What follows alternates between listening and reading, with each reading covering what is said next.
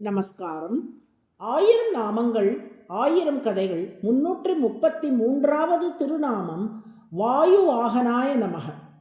ஆந்திர மாநிலம் ஸ்ரீகாகுளத்தை சுற்றியுள்ள பகுதி ஒரு காலத்தில் ஸ்வேதகிரி என்று அழைக்கப்பட்டது. அப்பகுதியை ஸ்வேத சக்கரவர்த்தி என்னும் அரசன் ஆண்டு வந்தான். ஸ்வேத சக்கரவர்த்தியின் மனைவி ராணி விஷ்ணுபிரியா. விஷ்ணுபிரியா மிக சிறந்த திருமால் பக்தையாக திகழ்ந்தாள்.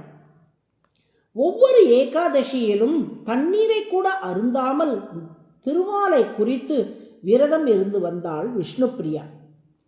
அப்படி ஒரு நாள் அவள் ஏகாதசி விரதம் அனுஷ்டித்திருக்க ஸ்வேத மன்னன் மனதில் காமத்துடன் அவளை அணுகினான். சுவாமி, நான் இன்று திருமாலை குறித்து விரதம் இருக்கிறேன். விரத நாட்களில் காமம் கொள்வது முறையல்ல. நாளை விரதம் நிறைவடையட்டுமே என்று பணிவுடன் கோரினாள். ஆனால் மன்னனின் காம வெறி மிக அதிகமாக இருந்தபடியால் தன் ஆசைக்கு இணங்கும்படி விஷ்ணுபிரியாவை வற்புறுத்தினான். தன் கணவனின் பிடியிலிருந்து தப்பிக்க எவ்வளவோ முயன்றாள் விஷ்ணுபிரியா. ஆனால் அவளால் முடியவில்லை. கூர்மநாராயணா, முன்பு தேவர்கள் அசுரர்களிடம் சிக்கி தவித்த போது கூர்மாவதாரம் எடுத்து காத்தாயே, அதுபோல் இப்போது அசுரமனம் கொண்ட இந்த ஆணின் பிடியிலிருந்து என்னை நீயே காக்க வேண்டும் என்று பிரார்த்தித்தாள். அடுத்த நொடியே விஷ்ணுபிரியாவுக்கும் ஸ்வேத சக்கரவர்த்திக்கும் இடையே கங்கை வெள்ளம் பொங்கி வந்து இருவரையும் பிரித்துவிட்டது. அந்த வெள்ளத்தின் ஒரு கரையில் விஷ்ணுபிரியா அமர்ந்து தனது விரதத்தை தொடர்ந்தாள். மறுகரையில் மாட்டிக்கொண்ட ஸ்வேதனை வெள்ளம் அடித்து சென்று ஒரு மலைக்கு மேலே தள்ளிவிட்டது. மலையில் விழுந்து கிடந்த ஸ்வேதன் மூச்சு திணறலால் பாதிக்கப்பட்டான். தன்னை காக்க யாரேனும் வருவார்களா என அவன் ஏங்க அங்கே நாரதர் தோன்றினார். ஸ்வேதமன்னா, உன் மனைவியின் சம்மதம் இல்லாமல் அவளை நீ நெருங்கியது தவறு. அதற்கு தண்டனையாகத்தான் திருமால் உன்னை இங்கே தள்ளிவிட்டார். உன் மூச்சுக்காற்று வலிமை இழந்து கொண்டே வருகிறது. அதனால் தான் நீ இப்போது இப்படி தவிக்கிறாய் என்று கூறினார். என் உடல்நிலை சீராக வழிகூறுங்கள் என்று ஸ்வேதன் பிரார்த்திக்க, முன்பு தேவர்களும் இப்படித்தான் துர்வாசனின் சாபத்தால் வலிமை இழந்து அசுரர்களிடம் தோற்று நின்றார்கள். அவர்கள் திருமாலை பிரார்த்தித்த போது திருமால் கூர்மாவதாரம் எடுத்து அவர்களுக்கு அமுதை பெற்றுக் கொடுத்து அவர்கள் வலிமை பெறும்படி செய்தார். தேவர்களுக்கு உயிர் மூச்சு அளித்து காத்த அந்த கூர்ம மூர்த்தியை வழிபட்டால் நீயும் நல்ல உயிர் மூச்சை பெறலாம் என்று கூறிய நாரதர் கூர்ம மூர்த்திக்கான மந்திரத்தை ஸ்வேதனுக்கு உபதேசம் செய்தார்.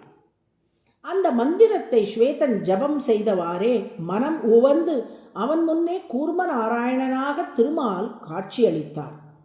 தனது சுதர்சன சக்கரத்தை அருகில் இருந்த இடத்தில் அவர் செலுத்தவே அங்கே ஒரு பொய்கை உருவானது. அந்த பொய்கையில் ஸ்வேதன் நீராடியவாறே நல்ல மூச்சுக்காற்றை பெற்றான். அவனது உடல்நிலையும் சீரானது. ஸ்வேதன் நீராடியதால் ஸ்வேத புஷ்கரிணி என்று அப்பொய்கை பெயர் பெற்றது. விஷ்ணுபிரியாவும் அங்கு வந்து சேரவே அவளும் ஸ்வேத சக்கரவர்த்தியும் இணைந்து திருமாலை வழிபட்டு தங்கள் நன்றியை தெரிவித்தார்கள். அங்கே பிரம்மா தோன்றி கூர்ம நாயக்கி தாயாரோடு கூர்ம நாராயண பெருமாளை அவ்விடத்தே பிரதிஷ்டை செய்தார். அதுதான் இன்று ஆந்திர மாநிலத்தில் ஸ்ரீகாகுளத்துக்கு அருகிலுள்ள ஸ்ரீகூர்மம் என்னும் திருத்தலம் ஆகும். உலகிலேயே கூர்மமூர்த்திக்காக ஏற்பட்ட வெகு சில திருக்கோவில்களில் இது முதன்மையானதாகும். 11ஆம் நூற்றாண்டில் இவ்வூருக்கு வந்த ராமானுஜர் இப்பெருமானின் தல வரலாற்றை செவியுற்று மிகவும் பூரிப்படைந்தார். கூர்மநாதா, முன்பு தேவர்களுக்கு நீதான் உயிர் மூச்சு அளித்து வலிமையூட்டி அசுரர்களை அவர்கள் வெல்லும்படி அருள் புரிந்தாய். இவ்வூரில் ஸ்வேத மன்னனுக்கும் உயிர் மூச்சை அருளி அவனையும் காத்து கொடுத்தாய். அகில உலகங்களையும் இயக்குகின்ற உயிர் மூச்சு காற்றையே நீ தான் நடத்தி செல்கிறாய் என்பதை இவ்வூரில் நீ உலகுக்கு உணர்த்துகிறாய் என்று ராமானுஜர் துதித்தார். வாயு என்பது பிராணவாயு அல்லது மூச்சுக்காற்றை குறிக்கின்றது. வாகன என்றால் அதை வழிநடத்தி செல்பவர் என்று பொருள்.